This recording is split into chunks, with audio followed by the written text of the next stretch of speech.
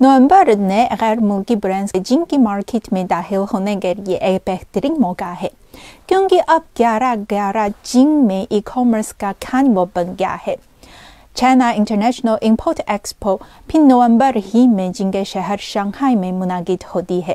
6 سال تسلسل کے ساتھ منعقد ہونے والی یہ امپورٹ ایکسپو غیر ملکی کاروباری اداروں کے لیے اپنی مصنوعات پیش کرنے کا زبردست پلیٹ فارم بھی بن گیا ہے۔ تو سرحد پر ای کامرس سے منسلک افراد کیسے 11/11 اور امپورٹ ایکسپو سے فائدہ اٹھا سکتے ہیں۔ ہر سال متعدد نئے غیر ملکی برانڈز اور مصنوعات جن کی مارکیٹ میں داخل ہوتی ہیں۔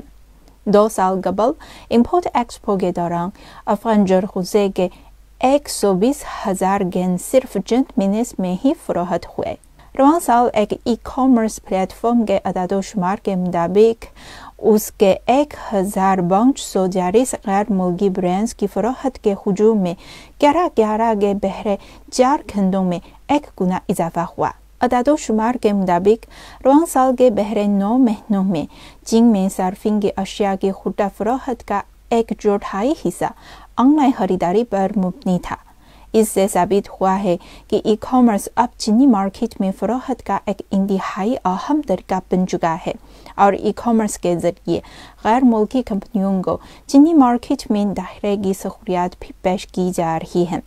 China international import expo Pakistan سمیت مختلف ممالک کی کاروباری شخصیات کے لیے اپنی مصنوعات پیش کرنے کا پلیٹ فارم فراہم کرتی ہے، اور جن میں مستحکم اور معیاری ای کامرس ان کے لیے صارفین تک پہنچنے کا ایک ہموار راستہ بھی ہے۔